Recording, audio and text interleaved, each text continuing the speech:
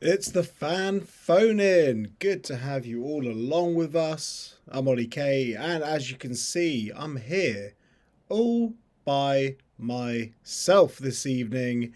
I hope you all are right. As always, make sure to jump on in. I'm waiting to take your calls, and we'll be discussing Luton Town versus, well, Sheffield United, as well as the previous game, Luton Town versus Sunderland, where we lost 2-0 at the Stadium of Light. It's a bit weird being all by myself.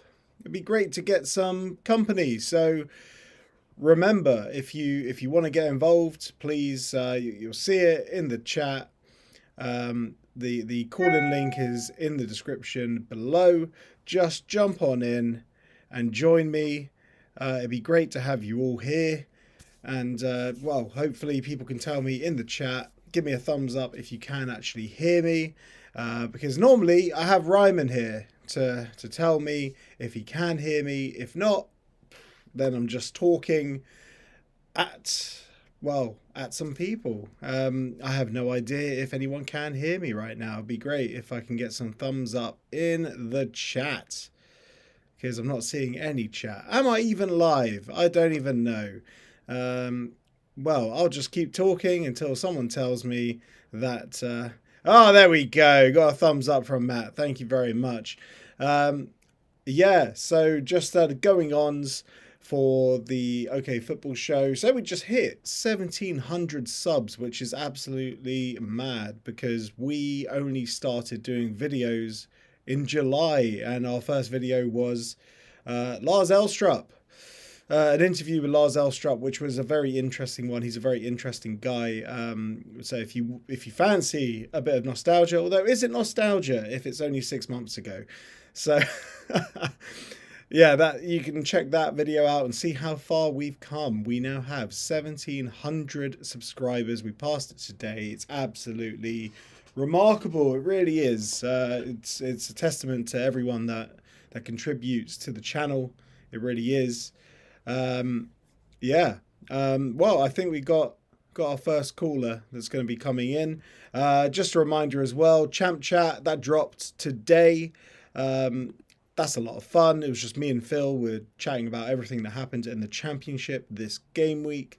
And we got the Luton Town show dropping tomorrow at 3 p.m. So make sure to check that out. It's a whole lot of fun.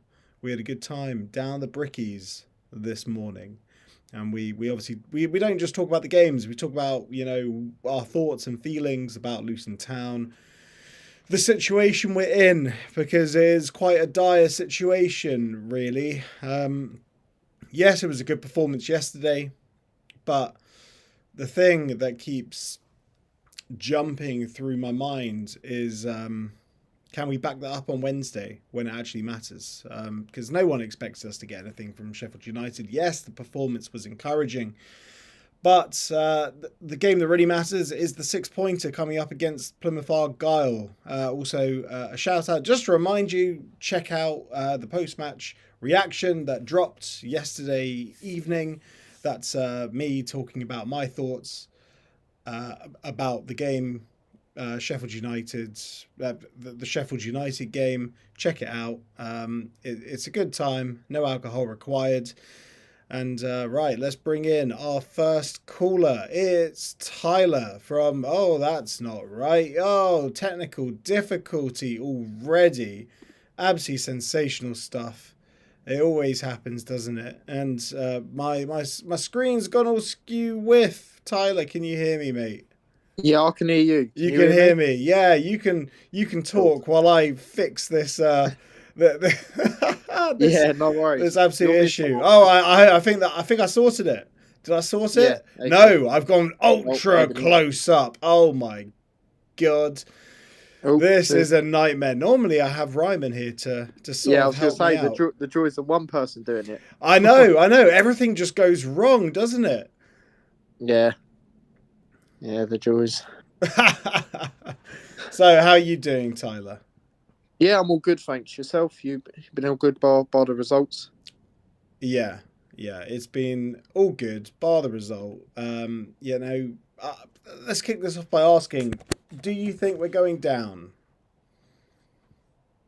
You know, I hate to admit it and say it, but I said it on my match reaction yesterday. This is sort of reminding me of the latter stages of last season, in the sense of, you know, you have them games and you're just not, things are not going your way. You know, things are happening in games. You know, you're having good chances, you're not taking them, and stuff like that. And I mean, I was watching it with my dad yesterday, and I was saying, you know, 1-0. You know, when it was 0-0 in the first half, you know, we done well, like, to show the heart and determination that hasn't really been there in a lot of games this season. But we need to take our chances, and them Elijah chances could cost us. And I said that at half time, and it obviously proved to be right. And that's the thing, you know the new signings, they're going to have that determination to show their capabilities, which they did. It's just, you know, for me, obviously, the board has stuck with Rob Edwards way too long than they should have. And for me, Bloomfield hasn't come in, he's given him like a miracle to basically try and turn it around. And I just think, I look at certain things and I think to myself, well, certain players that he's had to stick with. Obviously, he's still testing things out because he's obviously fairly new to coming in, but we're just not getting them results. And I do think yesterday, as much as it was great to see two up front, I don't think it should have been them two up front. Who would you have had? Who would you have had instead? I would have rather had Morris and Ali, to be honest, because I know Nordas is still getting into the swing of things with match fitness and that, so that's why I don't say him. However, I'd like to see him have a bit more of a run out as the games go on. But I say Morris just because I would say, as much as he's not been, great from open play, I do think from set pieces he can bring that threat. And if he's got someone alongside him, I think he'll do much better. And there was even times under Rob Edwards where I was saying, I remember coming out of that Sheffield Wednesday game and saying, it's time for us to go with two up front, because back then we went with one up front a lot and it just weren't working. And it just, with them type of players, it doesn't work. Maybe if we tried it with, Nordas when he's fit, it might work. But if you're going to go with Elijah and Morris, to going forward, for example, with one of them up front, which I don't think we will now, but just as an example, I just don't think it's going to work. Yeah, but do you think Nordas, having come into this league and being really, really fresh, do you think he genuinely is able to hit the ground running? I'm not too sure because all we've seen of him is that cameo against Sunderland, isn't it? And that wasn't long enough to really judge. And again, the stuff you have seen, he looks quite promising. I'd say he probably looks like a better version of Elijah. They're quite similar. They're both tall. He does score goals quite similar. I did see a goal he scored at his former club where the player basically fell, slipped over, and he sort of finished it. It reminded me of Elijah's goal against Burnley last season. But it's the thing with these. Hopefully it's not a repetitive cycle where he's one of them strikers that needs confidence, because again, it is going to be difficult. You can't expect him to just come in and hit the ground running in answer to your question, because he's got it's a different league. You've got to adapt, and it's a much harder league than the league he was in. So I do think it's just a fitness thing for me. But then again, I also look at it, well, surely if he's fit enough to be on the bench, fit enough to play at least longer than he has played in games. I'd like to see him at least have 15, 20 minutes yesterday. It would have been good to... I agree with you there. If we are trying to play him into match fitness, it would have been a good idea to have him play some minutes. Yeah, because them subs, that were made, especially Ali and I can't remember who the other one was. They were a little bit too late for me, and it did remind me of when Bowler and Ali. Bowler, that was it. Yeah, because you're not giving them enough time to really do much. That's the thing. And again, I don't want to be too critical of Bloomfield because he has come in with a big ask. Never had championship experience. However, the last two games, I haven't really agreed with the selections in the lineups. And like I say, yesterday it was them two up front. I like the change of formation. It just wasn't the right players up front for me. Yeah, you thought it was Were you surprised when you saw the team sheet and saw that it was most likely a back three?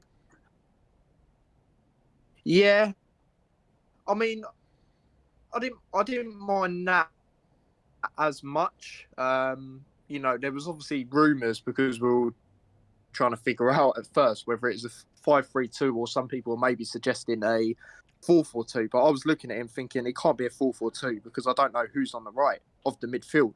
That four in the midfield. So it was always set to be that. Um,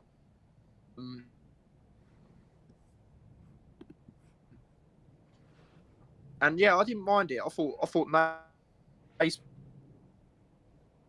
was really good, and he has been what we're missing. He was cut me out. No. Your internet seems to be a bit spotty. My internet is absolutely fine. I'm yet to drop a frame. My technical issues are purely based on my ability to size frames up on my screen. But yeah, you finish your thought. What, were you talking about Walsh or were you talking about Asgard? Because you kind of dropped out there. Yeah, apologies about that. It should be all right now. But yeah, I was just saying about Naismith actually, Naismith. about him being at the back. He is that guy that we've been missing. That leader from the back. I do think as the future goes on, I do think McGuinness can bring that element. The only worry I've got with McGuinness is predominantly he can have good games, but he just has an individual mistake in him every now and then. And I thought Naismith yesterday was very composed, the way he was bringing the ball down with his chest. Looking for them passes, making them forward runs. And there was a game, I think you might have mentioned it, in lockdown when, we could watch games on iFollow and all you could hear was him, Yeah. at the back. And I think going forward, he will be a massive part of that for the remaining, loan that he's on for us. And I think if we play a back three, he's definitely got to be starting. Yeah. No, I completely agree with you. And look, if it means playing a back three just to facilitate Naismith in the middle between Bell and McGuinness, because McGuinness did look, well, other than the goal, which was kind of his fault for not pushing up, but those lapses do happen and people get punished. I completely agree with you. Naismith was a tremendous asset in that game. He really was. Well, what did you make of Asgard then? I thought Asgard was really good in the first half. I was saying to my dad, him and Doughty were linking up very well, and that could be a new potential partnership for the remainder of the season. He had that shot, didn't he? That was very unlucky.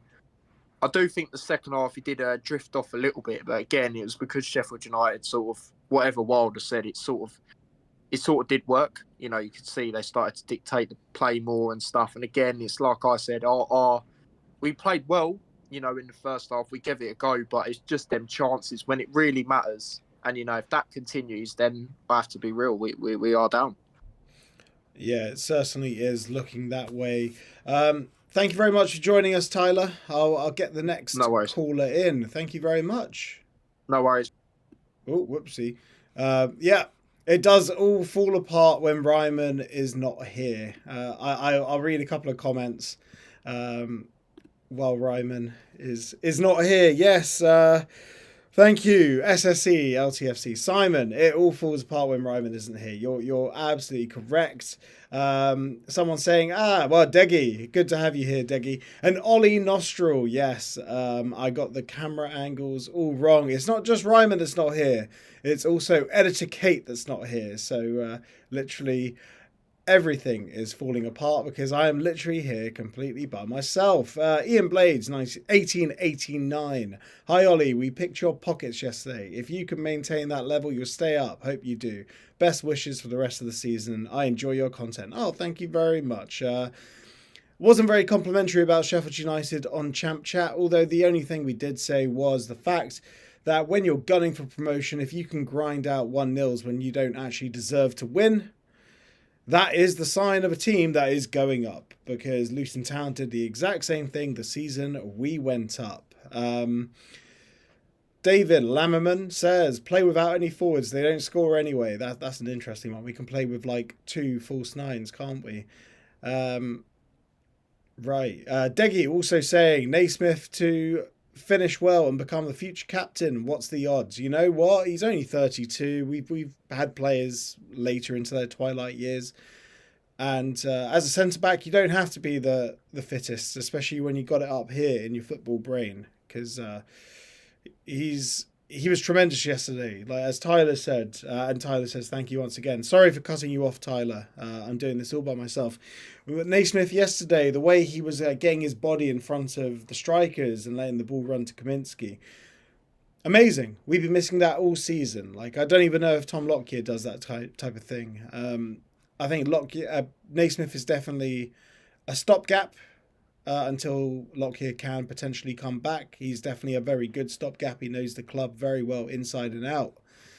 Right, let's get our next caller in. We have Simon joining us. How are you doing, Simon? Hello. How you doing, mate? Yeah, I'm all right. As you can see, all by myself, messing things up a little bit. What's going wrong with that, Ryman? Yeah, it does, doesn't it? But that's the way the cookie crumbles, innit? Indeed, mate. Indeed. Right. I've got a bit of a cold, so I apologise. You don't get much protection from the elements over in the Bobbers, I'll tell you that. But how was the over from the Bobbers? You saw that guy with that ridiculous hat in front of me, right? Yeah. We can actually see him, to be fair. Because I was sitting with Matt yesterday, and he went, "Oh, Ollie sits over there, and I can see this giant hat from across where he was. He couldn't miss it." I got a picture from behind, and I actually put it in the Luton Town show, so you'll be able to see it. Like honestly, it was the largest hat you'll ever see. The bobble. So it was for those who don't know. Like you have this on top of a hat, a bobble. The bobble that this guy had on top of his hat was bigger than the actual hat. It was obscuring my entire vision. I missed the first minute of the game because I couldn't see anything past this guy's hat. This guy was 6'5". He was a giant. So with tiered seating, like I was sitting maybe about half a foot higher than him because I was the row behind. Yeah. His head was still level with my head because he was massive. Mate. Like I'm pushing 6 foot, but this guy was a giant, and the hat was it was just I call it in the podcast. I call it an egregious hat. Like who takes that to football when someone's sitting behind you? But fair play to him. He was a rant over. Yeah, he was all right. He took it off. Yeah. So let's talk about yesterday's game. Yeah, let's. Mate, I was saying all through the game. I was watching it with Matt, and we both know he's got a good eye for the game and what's going on, right? So we both picked out a few bits and pieces while we were watching. Naismith, honestly, he's got to play every minute possible because he was doing something that we haven't seen in ages. And that was taking responsibility and guiding the players around him in the back line. And the only time in the game that it failed was the goal, if you ask me. I thought we were defensively sound. I thought we played really well, to be fair. I thought that was the best Luton Town performance since we beat Watford. Mm-hmm. Hands down. We played like a team. We looked like we wanted it. Liam Walsh and Asgard was the combination that really impressed me in this game. Forget about everything else. Them two were outstanding. You've got to give them their credit. Walsh's hands down best performance in a Luton Town shirt. Excellent. I cannot fault either of those players. Yeah. No, you're 100% correct. And both of them were standouts for me. Both of them. Liam Walsh, he's doing his talking on the pitch ever since that statement that he put out. And it looks, he's had to wait for his time, hasn't he? He's been on the bench. He hasn't really got many minutes. But now it's, he's letting his football do the talking. I wish Baptiste put something out like that, to be honest. Although he's probably just here to take a paycheck. Or he's hopefully going to be back and let his football do the talking, but I can't really see him impacting the team too much, really. But yeah, Walsh, he surprised me a lot. And Asgard, there was that filthy bit of skill like just before his shot. I don't know if you saw it. Well, yeah, you're on socials. You would have seen it, wouldn't you? Where he cut back from like the byline and then had the shot. And it was a pleasure to watch him play yesterday. It really was a pleasure. And all that was missing to cap his performance off was that ball sneaking under the crossbar instead of hitting it. It was so close. From where we were sitting, the keeper was beaten all ways up. And it was nice to see someone brave enough to have shots from distance. I think he had 8 shots. He had 8 shots yesterday. Incredible. And even though, so they didn't obviously go in, he's brave. He's young, he's talented, he's brave. And he's big really as well. That.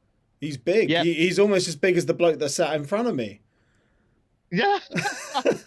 Another thing I wanted to point out yesterday from what I saw, the formation change, right? The formation change. I think it worked better because we obviously had players in their correct positions, right? First and foremost, we had players in the positions who are there to do the jobs that they're best at. And where Sheffield United were putting all their focus on Doughty, as rightfully they should, they were on him, and he still got the best of them a load of times. The amount of space that Jones had available to him, time and again, it was scary. I'm telling you, Jones has an eye for space. And I think we will see over the next few weeks that we do utilise that a bit more.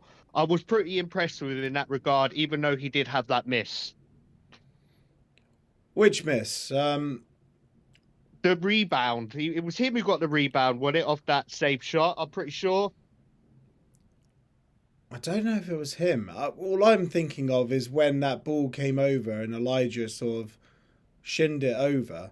When it should have been, he should have left it for Isaiah Jones because Isaiah Jones was right behind him. Maybe I've got to muddle that because you know how it is on the day when you're there.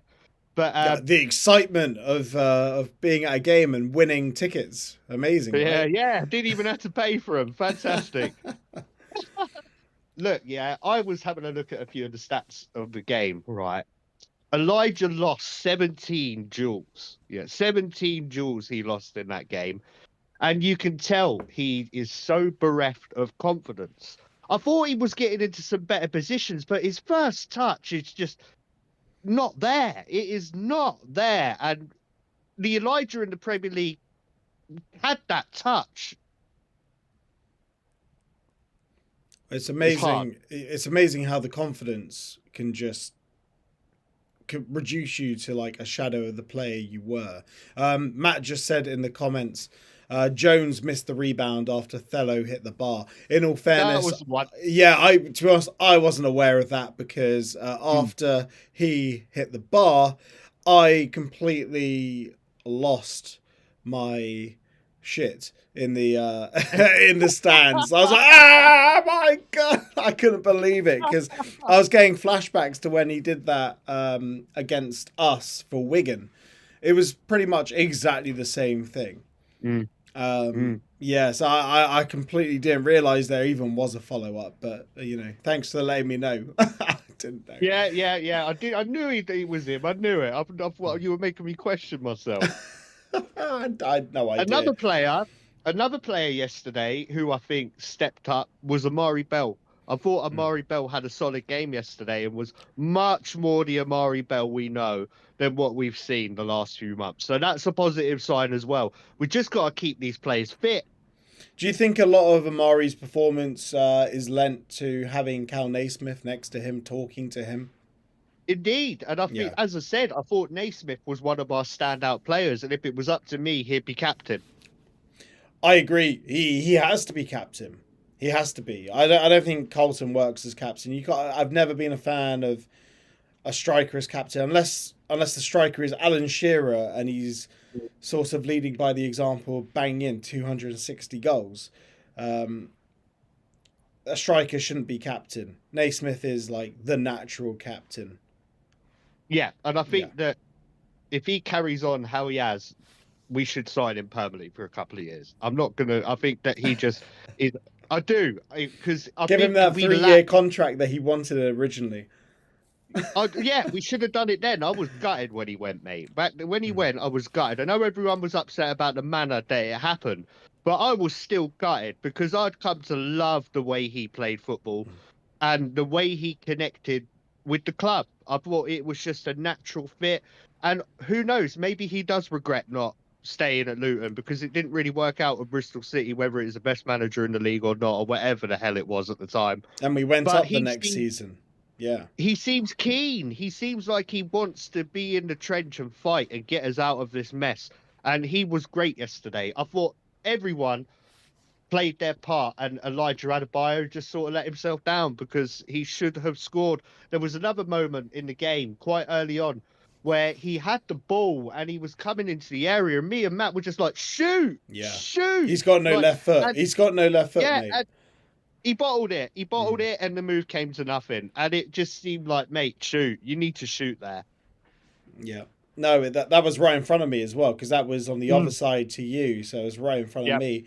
And he just kept taking more touches, and I think he tried to chop it back and bring someone else in. Like, mate, just you had it on your left. You got enough of the goal to put it across the keeper, put it near side of the keeper. Just shoot, you know? He should have had a shot there. He really should have, because we were well on top. Yeah, no, 100%. I have so little complaints about the match other than the fact we did not score. I would have been so happy with a point, you know, and one error is, and I'm not being funny, the last 18 months of supporting Luton Town, when you talk about our matches afterwards, you point to catalogues of errors, catalogues of them. And they weren't here in this game. I really think we played really well yesterday, and I thought we deserved something. And I hope we take it into the next few games and rack up some points and put a bit of distance between us and the bottom of the league, because we're capable. Do you think we're staying up? If we play like yesterday, yes. But will we play like yesterday? I hope so, because it's been a miserable time, and you've got to look for the hope wherever you can get it. Yeah, I know. I just think it's too far gone. I think it's. I think there's enough time. I think we were in a worse place when Jones got us out of the shit with a worse team. Yeah. So. Yeah. But Jones had all his mates that had been frozen out by Graham Jones to bring in. I get it, and I think that we just have to be brave now. You've got to be brave. Focus everything around Asgard, Walsh in the middle, and keep Doughty fit, and we've got a chance. Yeah, well said, mate. Well said. Well, thank you very much for joining us, mate. And have a good evening. I'll speak to you later. Nice one, man. And look at that. I managed to not cut him off from the call. So small improvements, right? I think that's good. I'm happy with that. Reminder, if you want to get in touch, please get in touch. The link, the description, well, the what is it called? The address is in the description. I'm going to pin it to the top of the chat. Look at me having to do all this because Kate's not here. There you go. It's pinned to the top of the chat. If you want to jump in and have a little chat, please jump in and join me. Some comments. Tyler says, I hope Walsh has a redemption story. Do feel his passing is like no other in our team. And I'm hard pressed to disagree with that sentiment. Paul Young, 6'5" high. Oh, talking about the guy with the bobble. 6'5" was just the bobble. I think he was about 7 foot, to be honest. You should get him playing up front. All the best for the rest of the season. Always want the underdogs to do well. No disrespect meant. Shove it down the naysayers' throats. Up the borough. Up the borough? Up the blades, I guess. UTB. Sounds catching, that UTB.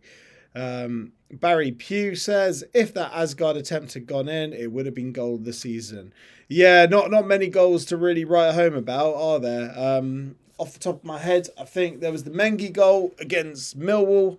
That was probably the best goal we've scored so far this season.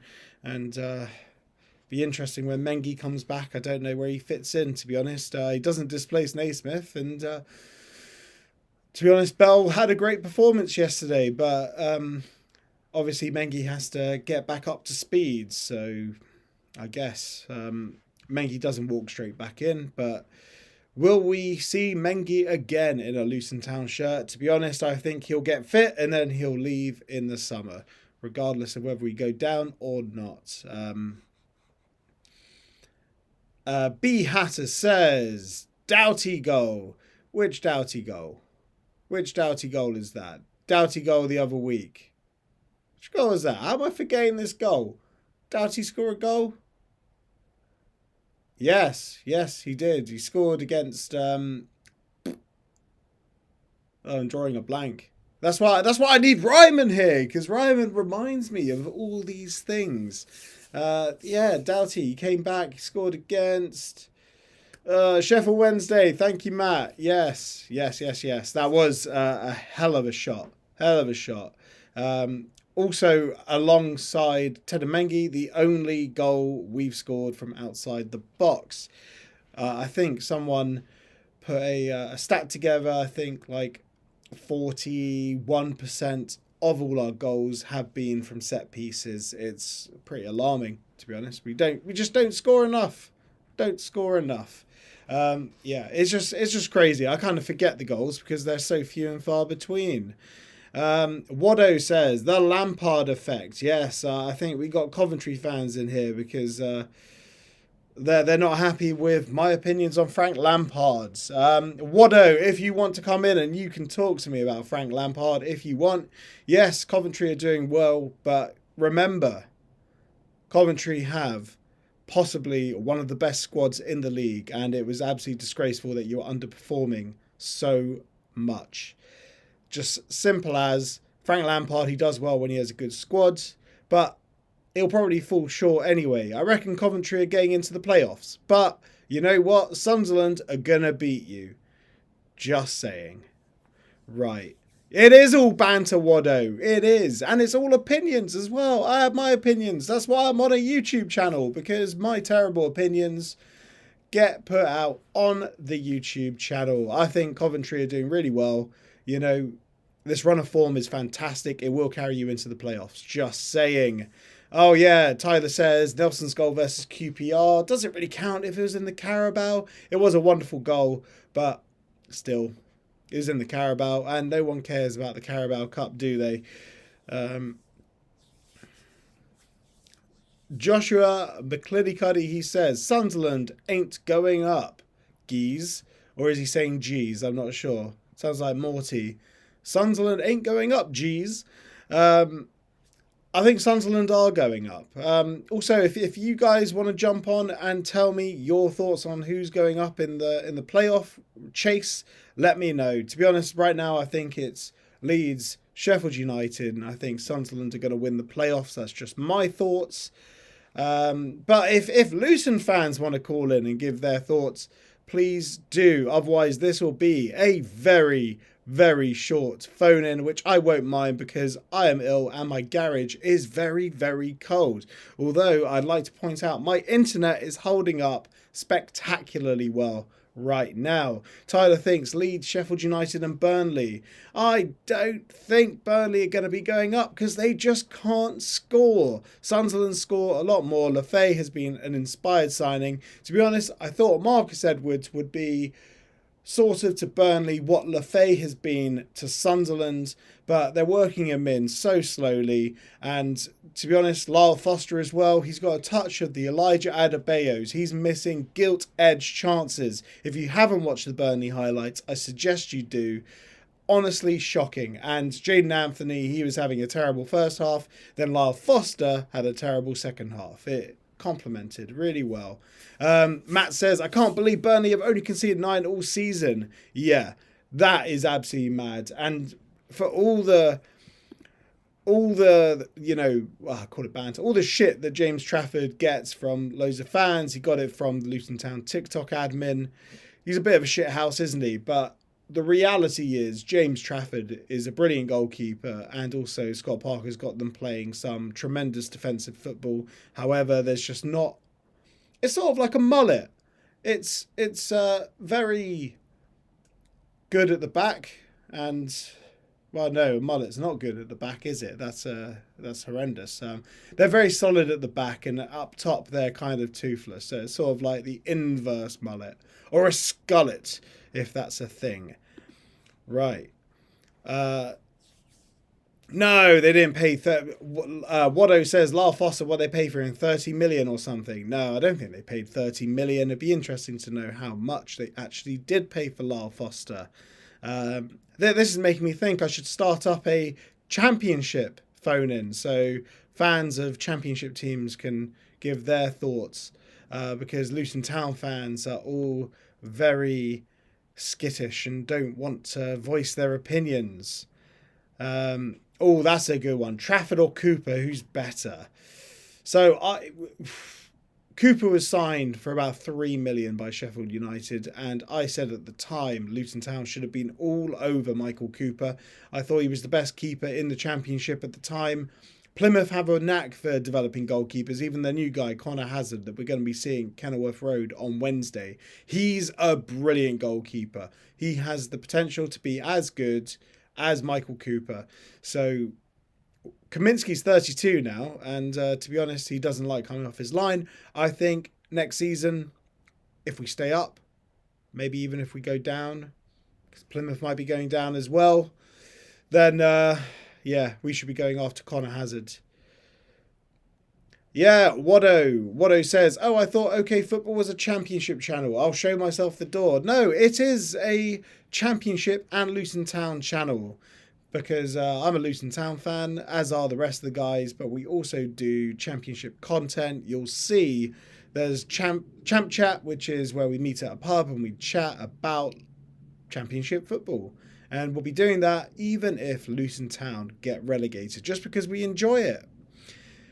Right. Anyone joining? Anyone joining in the green room? No, no one is joining in the green room. I'll read you some more things. Thank you, Watto. Dropped you a like. Appreciate that, mate. You can also subscribe, because hit the bell, because we got championship prediction videos and championship discussion. And I also do little takes, reactions to the big news going on in the championship.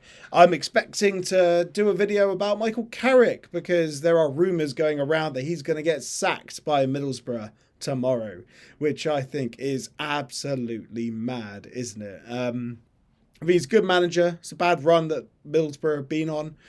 Let us know in the comments, who do you think is going to be coming in at Middlesbrough should Michael Carrick be leaving?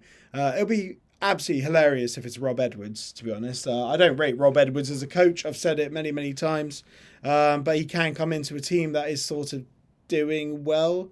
Sort of like a cheerleader. But I don't think tactically that he's very astute. He'll probably continue whatever Michael Carrick's been doing. Just give the players a little bit of belief, I guess. Right, Matt says, personally, I don't think you get to 33 games only conceding 9 because you have an amazing keeper. It's more about the defence. I think that's very fair. Very fair.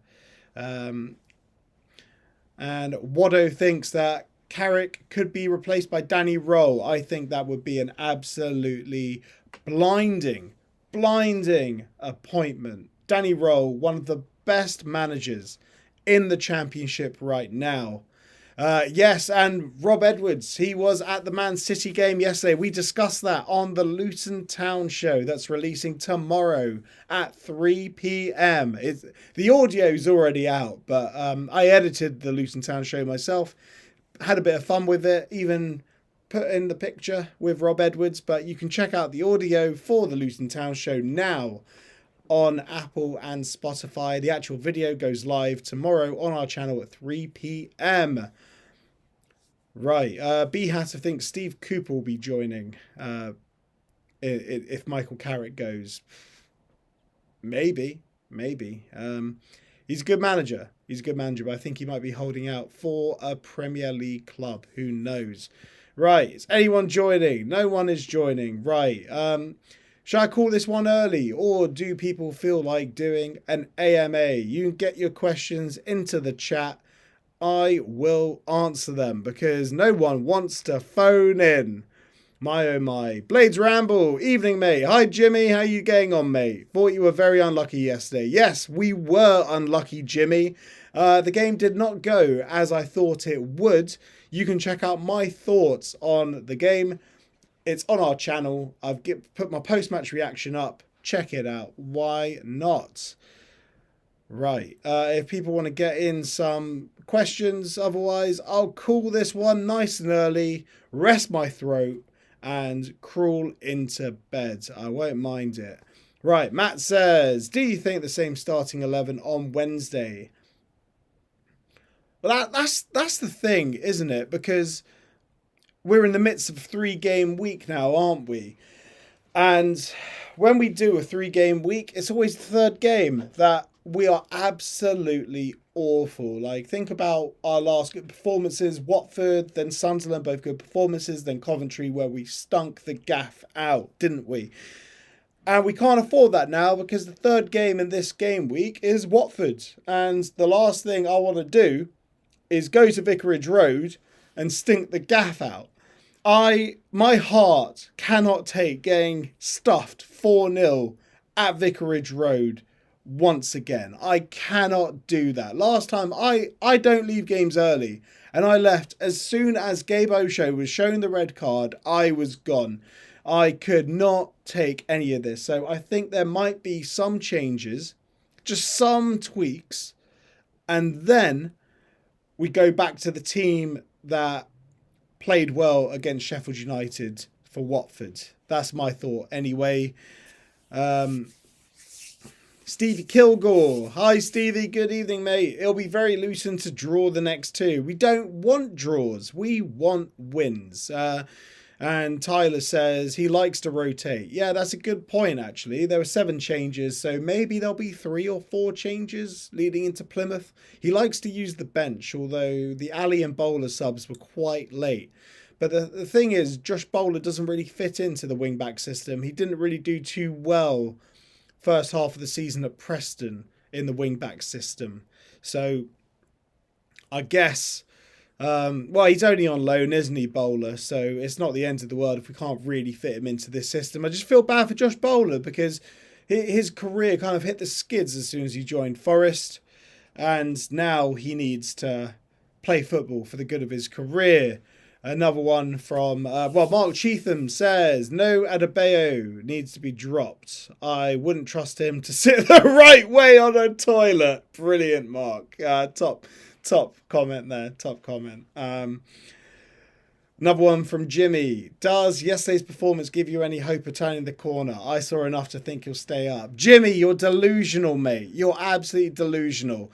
Just because we played well against Sheffield United does not mean that we will play well for the remaining 15 games. If we play like that, moving on consistently, then yes, we'll be fine. But the reality is we probably won't because I think it's another false dawn. As I said, we did well against Watford and then Sunderland, and then we have stunk out the gaff since. That was our best performance since the Watford 3-0 win. And the only difference being we didn't score any goals, but we certainly created enough, didn't we? Jonathan Simpson says, put Bowler alongside Morris. Interesting. I don't think that will work at all. I'd much rather fellow Asgard play alongside Morris personally, because he can drop into that 10, and that means you can have another midfielder to occupy that space in behind. Matt asks, do we play the same style without Adebayo though? As much as he missed 2 chances yesterday, we seem to create more chances with him in the team. I guess that's a good point. We do create more with him in the team. But is it a sort of recency bias because we notice that we create more just because Adebayo's there? Is it because he's occupying someone else and someone else can do something else? Or is it because Alfie Doughty's back in the team and Alfie Doughty is like our main creator? I guess you can point to the fact that Adebayo has missed the most big chances in the league by far. He's missed, I think, 27 big chances this season, which is crazy. But to be honest, they stopped being created for a while. Like, he sort of raced into the lead, sort of like how Borja Sainz has raced into the lead of being top goal scorer in the championship. Like, Adebayo missed all these chances in like the first 12 or 15 games, and then there was a stretch where we just didn't create anything. I think there were 7 away games on the trot on the spin, where I think we mustered maybe 3 shots on target in those 7 games. So don't really know, but Adebayo, he does put himself about. He just needs to work on the old finishing, I think. Mark Cheatham says, we certainly miss more with Adebayo in the team. Yeah, that's a good point. That is a good point. Right. Still, no one in the green room. Wonderful. This is what happens when Ryman goes away on holiday. I hope you're having a nice time in the Cotswold, Ryman. And Kate as well, leaving me to do this all by myself. Right, any more questions, let me know. Otherwise, I will conclude these things. Just a reminder, if you're watching this and you're enjoying watching me flail under the pressure of being here by myself for an hour, remember, subscribe. You'll get a lot more of that. It's a fun channel. We cover Luton Town and Championship content. Champ Chat went out today. Check it out on our channel. It's just me and Phil. We're chatting down the pub, rounding up everything that happened in this game week in the Championship. The Luton Town show drops tomorrow at 3 p.m. The audio is already out on Apple and Spotify, but I recommend wait for the video because it's a good laugh, you know, and you see us having beers at 9:30 in the morning. It's pretty sweet, you know, nothing better than beers Sunday morning at 9:30. That's all I'll say. Right, yeah. Everyone, have a good evening. A very abrupt and brief phone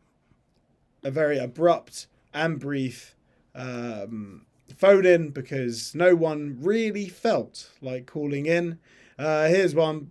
Stevie Kilgore says, Plymouth no away wins all season. Scored only 5. You know us. So 0-0. You're doing great job, Ollie. I'd call in if I wasn't trying to get my kid to sleep. Wow, not 10-10 and your kid's not asleep, Stevie. All I'll say, though, is Plymouth no away wins all season. Dr. Luton will see you now. Everyone have a good evening, and most importantly, come on you Hatters.